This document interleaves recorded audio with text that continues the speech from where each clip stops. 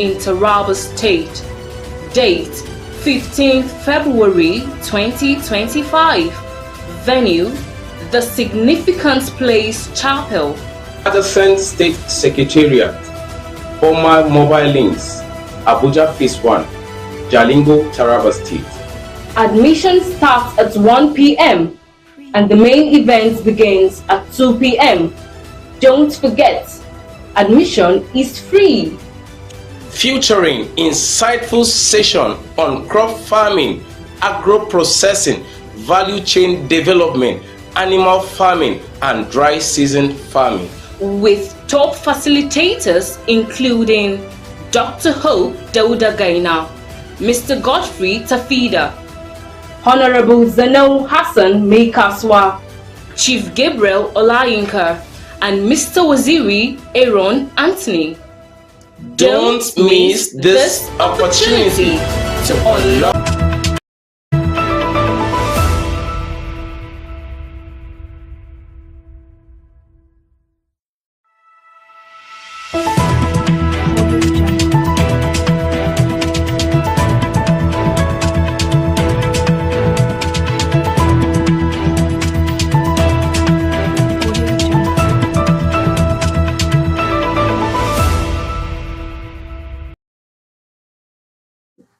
Welcome to the broadcast of News Hour on Sumtv, the pulse of the nation. My name is Esther Oka Steven. PDP Governor plans summit as leaders exchange blows at BOT meeting. NNPP welcomes Aregbasola as APC disowns Oyetola's posters. Now the news info. Taraba State boosts parliamentary reporting with pioneering capacity building workshop. In an effort to promote accountability, good governance, and robust parliamentary reporting, the Taraba State House of Assembly complex in Jalingo hosted a landmark capacity building workshop for journalists covering legislative proceedings. The workshop themed Enhancing Parliamentary Reporting and Accountability and Good Governance brought together a diverse array of dignitaries, journalists, and experts in the field to share knowledge and best practices. The event commenced with the arrival of dignitaries, followed by introductory session, registration, and distribution of workshop materials. The clerk of the State House of Assembly, Taraba State, delivered a welcoming address emphasizing the importance of modern parliamentary reporting in promoting transparency and accountability. Right Honorable Josiah Sabo Kente of SHAED Global Concept delivered opening remark, while the Speaker of the House of Representatives by Deputy Majority Leader Dr. Mark Jan highlighted the crucial relationship between the press and parliamentary in fostering information capacity using modern tools, noting that effective parliamentary reporting is essential for promoting transparency, accountability, and good governance. The workshop featured several keynote addresses, including the role of parliamentary reporting in strengthening democracy, delivered by the Vice Chancellor of Federal University, Kashare, Gombe State. This address emphasized the importance of parliamentary reporting in promoting democratic governance and accountability. Other keynote address, Understanding Parliamentary Procedures and Technologies, was delivered by Mr. Male Orengu, former TRHA clerk. This session provided participants with a comprehensive understanding of parliamentary procedures and terminologies. Dr. J.G. Williams, Chief of Staffs at the T.Y. Danjuma's House Administration, Jalingo, delivered a keynote address on principles of accurate, balanced parliamentary reporting, emphasized the importance of accuracy and balance in parliamentary reporting. Barrister Danjuma Adamu delivered a keynote address on ethical considerations in parliamentary reporting, highlighting the ethical consideration that journalists should take into account when reporting on parliamentary proceedings. A panel discussion on challenges facing reporters and parliamentary coverage provided participants with a platform to share their experience and challenges in reporting on parliamentary proceedings. The workshop also included the interactive session simulating a parliamentary debate where participants practiced writing reports in real time, guided by workshop coordinators. This hands-on approach enabled participants to apply the knowledge and skills they acquired during the workshop. The event concluded with closing remarks and announcements, marking a significant step towards enhancing the capacity of journalists to report on parliamentary proceedings effectively, prompting accountability and good governance in the process. Cross River State 10th Assembly vowed to collaborate with local government chairmen on grassroots development. Cross River State 10th Assembly has pledged to work closely with local government chairmen to drive grassroots development in the state. This commitment was made during a meeting between the Assembly's Public Accounts Committee and the Chairman of Council, held at the Assembly's complex in Calabar. Speaker of the House, Right Honorable Elvet Ayembem, emphasized the importance of human capital development, good governance, and accountability. He urged the chairman to carry their vice chairman along in running their council and to ensure proper spread of appointments approved for them in the local government law. Ayembe stressed that Governor Senator Bassi Otu is committed to improving the well-being of Cross Riverians, particularly those in rural areas. He called on the chairman to support the governor's plan, saying, "Our governor is doing a lot to improve the state. He needs the support of everyone." The chairman of the Public Accounts Committee, Honorable Ode Brian Vona, congratulated the chairman on their victory in the local government elections.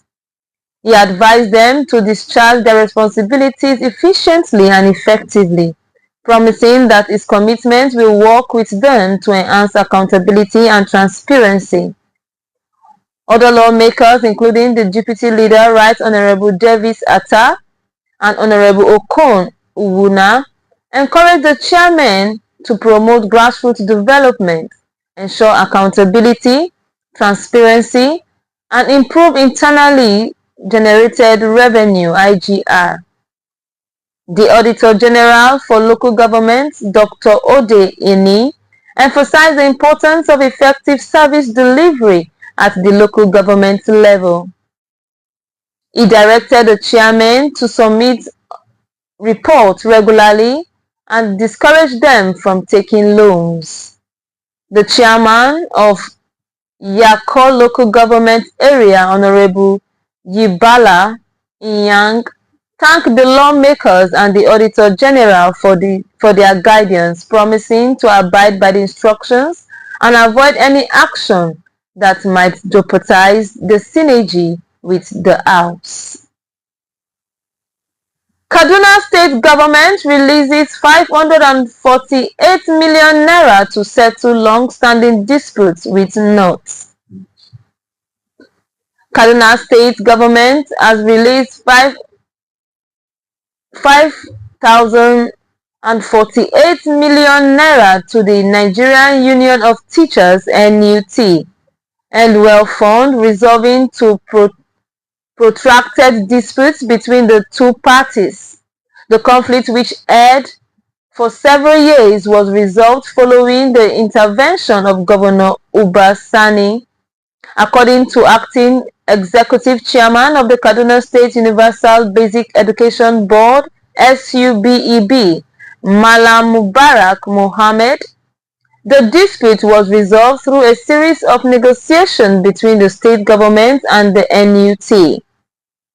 The agreement includes the release of 5,048 million naira to the NUT to manage the Endwell Fund independently, and the discontinuation of all litigation related to the fund. The NUT Endwell Fund represents statutory deductions from teachers' salaries meant to support them during service and retirement. The resolution of this dispute is expected to improve the relationship between the Kaduna State government and the NUT, and to enhance the overall quality of education in the state. Governor Uba Sani's commitment to education and teachers' welfare has been evident since his assumption of office in May 2023. President Tinubu calls for renewed commitment to stability in Lake Chad Basin. President Bola Tinubu has urged regional leaders and international partners to demonstrate greater commitment to addressing security, social and economic challenges in the Lake Chad Basin. Speaking at the 5th meeting of the Lake Chad Basin Governors Forum (LCBGF) in Maiduguri, Tinubu emphasized the need for sustained cooperation, effective governance, and investment in development to ensure lasting peace and stability in the region. Represented by Vice President Kashim Shettima, the President highlighted the progress made through the implementation of the regional stabilization strategy, recovery, and resilience initiatives.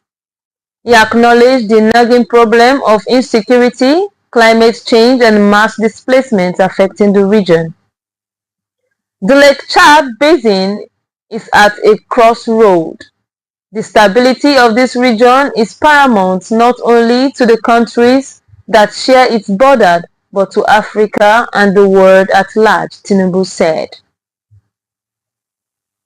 Federal government louds Akwa Ibom State for exemplary implementation of water and sanitation projects.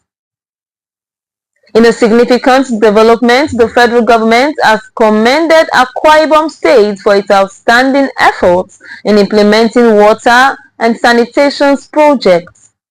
The Minister of Water Resources and Sanitation, Professor Joseph Otsiv, expressed his appreciation for the state's commitment to improving the lives of its citizens through enhancing access to clean water and sanitation facilities. Speaking at the 32nd Conference of the National Council on Water Resource and Sanitation in Oyo, Akwa Ibom State, Professor Utif praised Governor Umoeno for his administration's prompt payment of funding to support federal projects in the state. This gesture, according to the minister, demonstrates the state government's dedication to addressing the water and sanitation needs of its people. The minister outlined several projects slated to commence in Akwa Ibom State, which are expected to significantly improve the state's water resource and sanitation infrastructure.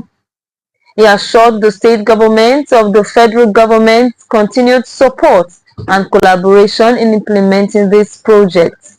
In his response, Governor Umoeno reaffirmed his administration's commitment to supporting initiatives that promote water resources and sanitation in the state. Taraba State marks World Neglected Tropical Diseases Day 2025 with renewed commitment to combat devastating diseases. In a significant move, efforts to raise awareness and combat the devastating impact of neglected tropical diseases (NTD), Zero Normal Initiative Organization, and events to mark World NTD Day 2025 at Shettima College of Health, Magami, Jalingo. The event brought together students, healthcare professionals, and community leaders to discuss the scourge of NTDs and ways to prevent and control them. According to the World Health Organization, NTDs affect over 1.7 billion people worldwide, with over 800 million people requiring treatment for at least one NTD. The economic burden of NTDs is estimated to be over $100 billion annually, with the majority of this burden falling on the poorest countries. One of the NTDs highlighted during the event was Noma, a deadly fish-eating infection that has been sweeping through Nigeria, leaving a trail of destruction and death in its wake. Noma primarily affects young children and has a staggering 90% fatality rate if left untreated. Sumtv correspondent files in the report. 2025 was commemorated at Shettima College of Health and Technology in Jalingo. Thanks to Zero Normal Africa, the event's main goal was to raise awareness about Noma, a severe and fast-spreading infection that affects young children in Nigeria. Noma started as a gum ulcer and quickly worsened, causing destruction and death. If left untreated, it has a 90% fatality rate. The World Health Organization has warned about the devastating consequences of Noma if it's not addressed. The event emphasized the importance of education, cleanliness, and prompt medical attention in preventing and controlling Noma spread. Parents and caregivers were urged to seek medical help immediately if they notice symptoms. The Taraba State Noma focal person provided detailed information. Affects mostly children from ages 2 to 6. That's when it starts, calling the onset of Noma, and that the target population that suffer this disease mostly are people living in rural places and under very poor condition, where you find malnutrition, you find little or no access to health facilities, and a lot of challenges that have to do with standard of living. These are the things that predispose a child for Noma disease. First of all, at the onset, Noma begins like a small ulcer, a small wound, either inside the mouth or any part of the face, and it progresses by that wound deteriorating, decaying, to the point that that part of the body falls off completely, leaving behind a very big opening. Now, the progression or the symptoms are that, first of all, this child is going to be seen or to be noticed to be a child that is underfed. That's one thing. Secondly, the oral hygiene of that child is very poor and very low. These are the symptoms. And then the mouth is very, very smelly, offensive odor from the mouth. The child may be salivating anyhow. The hair of the child becomes brownish, so to say. These are the symptoms that already make you suspect now. Yes. When you talk about causes, just like other diseases that are caused by biotics, bacteria, viruses, fungi, and others, the case of Noma is different. Noma has not yet been connected to any of these living organisms, but that it is caused by a combination of factors, principal among which is poverty and malnutrition. When the child is not properly taken care of, both in terms of feeding and in terms of oral hygiene, this become the risk factor that will bring this child down. Like normal, when there's a suspicion, bring the child for experts to screen that child. We will examine the child, we will screen the child to be sure that this is normal and not congenital disease. It is not leprosy, it is not cleft palate or lip palate. It's not another thing that looks like normal, but we need to confirm it is normal before we go ahead. Once normal has started, if it is handled early enough, normal antibiotics can treat normal. In fact, ampicillin, amoxicillin, and all of those front-line antibiotics can just treat it normally like any other dental problem. But beyond that, it will require experts. It will require those that will know how to handle normal, including surgeries and rehabilitation in tertiary hospitals. Who has undertaken to bring this up now? For every other person watching us, we want to ask that you become an advocate of normal case searching. Go around in the villages, in the rural places, in hard-to-reach areas, see cases that look like normal. Whenever you suspect, we are going to give you a number, we are going to give you a link where you can contact us. We will come there to look for the patient and know how to take over from there. Number again, 07038829333. That's 333 at the end.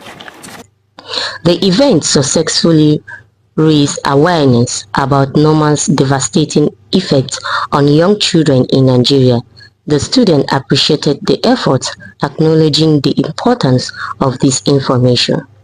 The registrar, Shetima College of Health Science and Technology, Jalingo, applauded the organizers of the campaign for their magnanimous efforts, saying the lecture delivered has added value to them. Zero normal initiative. I think we have came here today to do a very wonderful job, because I myself, there are some certain things I never knew about, likewise my student, but today I think we are much more exposed that some certain disease being affected individual is as a result of a childhood disease which has grown to some extent, and they have come to enlighten both the staffs and the students about it, and we are very happy about the new development. Also speaking, Fatima Simon on behalf of the students.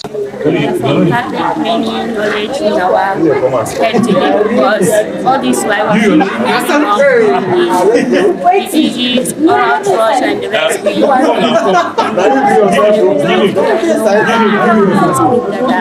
share the knowledge to my people here. I'll advise my colleagues and also my students of personal hygiene. And Yakubu reporting for Sumtv. Fin3 raises alarm over Lake Chad Basin crisis despite billions in funding. Adamawa State Governor Hamadu Umaru Fin3 has expressed concern over the impact of resources allocated to address the humanitarian and security crisis in the Lake Chad Basin. Despite substantial funding, Fin3 questions whether enough has been done to guarantee progress in the region. Speaking at the high-level meeting, Fin3 emphasized the need for a more results-driven approach, stressing transparency, accountability, and renewed commitment to ensuring interventions translate into tangible improvements for the people of the region. He highlighted the importance of matching the size of resources allocated with the level of progress made in responding to the crisis. Fin3's concern come as a region continues to face significant challenges including insecurity, climate change, and mass displacement. The governor's call for a more effective approach to be seen as a crucial step towards addressing these issues and ensuring a more resilient and sustainable future for the Lake Chad Basin region. 4 kidnappers sentenced to death by hanging in Bayelsa. A Bayelsa High Court has sentenced 4 persons to death by hanging for conspiracy and kidnapping. The convict manager Etonzo Daniel Daretade, Inimotimi Rufus, and Terry Firstman were found guilty under Section 2 of the Bayelsa State Law 2013. According to the police prosecution, the 4 persons raided the working site of November Dredging Company in Ayema Community, South Ijaw local government areas, with the intention of abducting the owners. Although they failed to kidnap the owner, they took the 28-year-old security hostage, forcing her to hand over 400,000 naira and later demanded a ransom of 6.5 million naira for her release. The court decision came after a diligent investigation by the anti-kidnapping squad of the Bayelsa State Police Command, which led to the arrest of gang leader Etonza and other members of the gang. Despite the convict claim of forceful obtainment of confession and intimidation, the court admitted their statements, witness statements, and confession as evidence. APC condemns Zamfara Assembly's declaration of minority leaders' seats vacant. The All Progressive Congress APC has strongly condemned the Zamfara State House of Assembly's decision to declare a minority leader seat vacant. The seat formerly occupied by Aliyu Ango Kagara was declared vacant by the Parliament on Tuesday. In a statement released by the APC spokesman in Zamfara, Yusuf Idris, the party described the Assembly's action as an embarrassment and an abuse of office. The APC alleged that the declaration was a politically motivated move aimed to silencing the opposition in the House. The party stated, "We consider the Assembly's action as a move to weed out the APC from the State Assembly. The declaration of the minority leader seat vacant was just a political reason to silence the opposition in the House." The APC also cautioned the state lawmakers that the matter may lead the party to approach a court of law for proper interpretation and to claim damages. Kogi State launches free malaria testing and treatment initiatives. Kogi State Governor Ahmed Ododo has launched a free malaria testing and treatment initiative across all local government hospitals in the state. The program aims to combat malaria and improve healthcare access for residents. At the launch ceremony, Governor Ododo described the initiative as a key strategy to enhance public health outcomes. The launch of his initiative marked the beginning of a comprehensive campaign to provide free malaria testing and treatment in government hospitals, he stated. The State Commissioner for Health, Dr. Abdulaziz Adeza, highlighted the devastating impact of malaria in Nigeria, citing alarming statistics. Nigeria accounts for 65 million of the global cases of malaria, with 193,512 deaths recorded in 2023 alone. Children and pregnant women are the most vulnerable, with malaria prevalence among children aged 6 to 59 months standing at 16% in Kogi, lower than the national average of 32%. MTN Foundation donates essential learning materials to 480 Enugu students.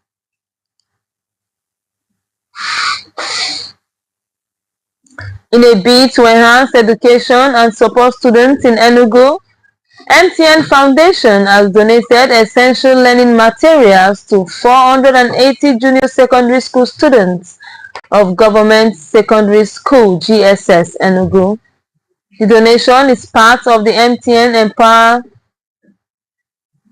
Foundation Learning Support Materials Initiatives agenda, designed to empower new students of junior secondary school with essential academic tools.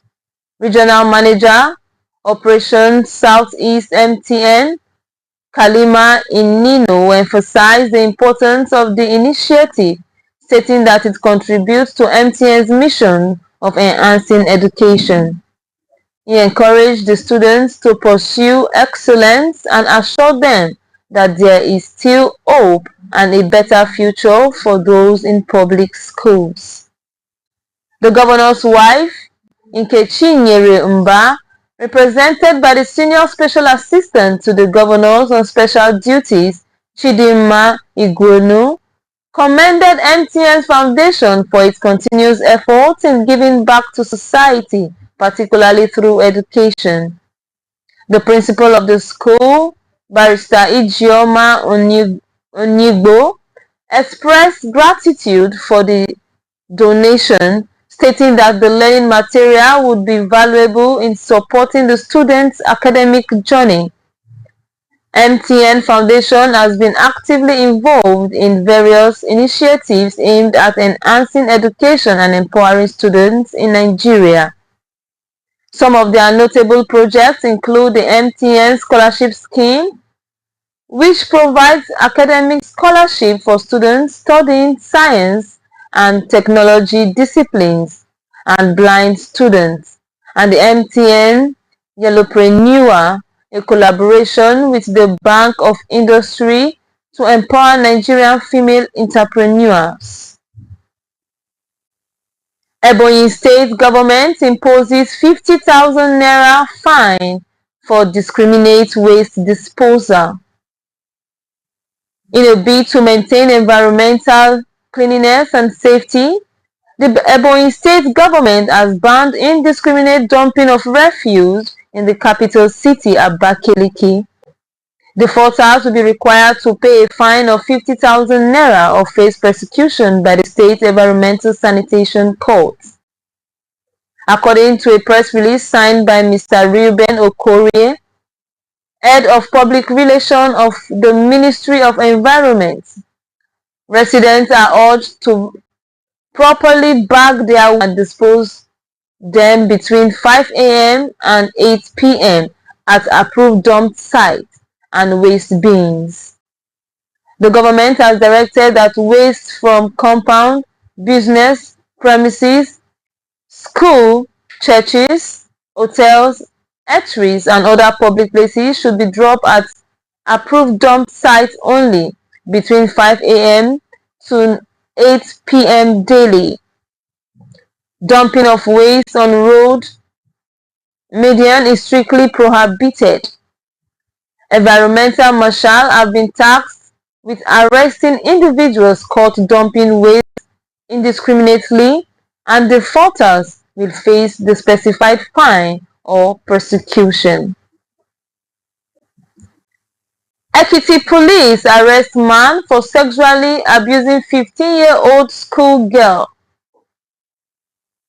The Ekiti State Police Command has arrested a man, Ayomide Jenaidu, for allegedly abducting and sexually assaulting a 15-year-old schoolgirl in Ado-Ekiti, the state capital.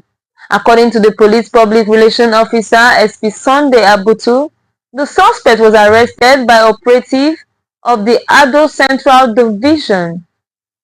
Investigation revealed that the victim was on her way to school when Jenade accosted and lured her into his house, where she was kept and sexually harassed for about 5 days.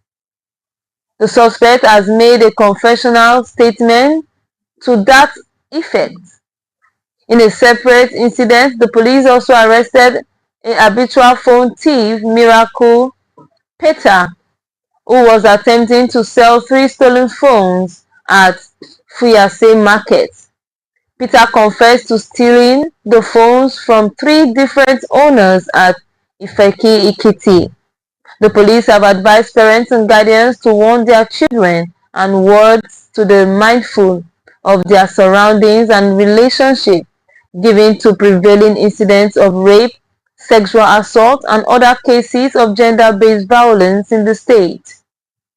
Victims are also encouraged to speak out immediately to enable the police to take necessary action.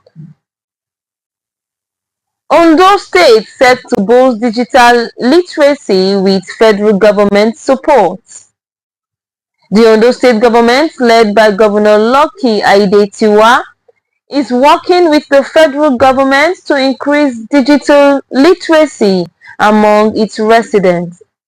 This development came to light when the governor's senior special assistant on ICT, Honorable Tomide Akinribido, met with the Minister of Communication, Innovation and Digital Economy, Dr. Bosun Tijani, in Abuja. During the meeting, Akinribido briefed the minister on the state government's achievements in the ICT sector and its plan to promote local content development and establish innovative hubs in universities.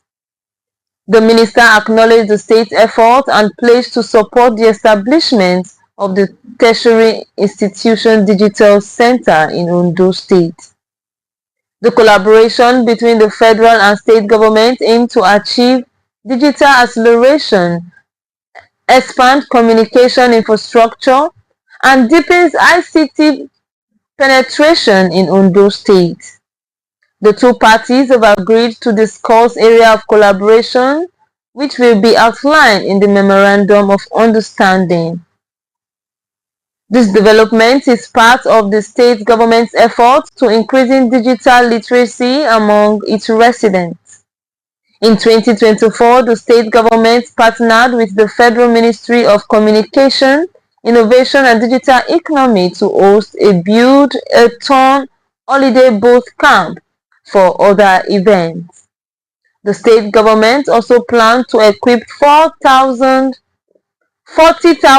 residents with various ICT skills in 2025.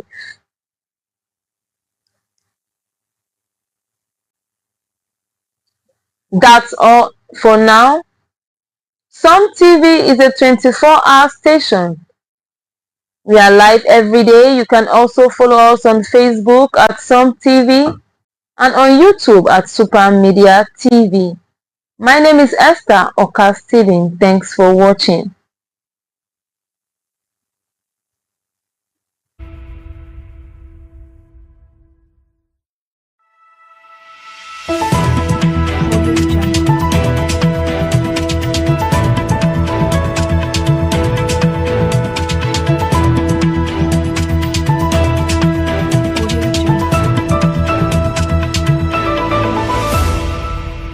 Of your home. And guess what? It is affordable, reliable and fast. They run a 24-hour service. You can click the link attached to this video to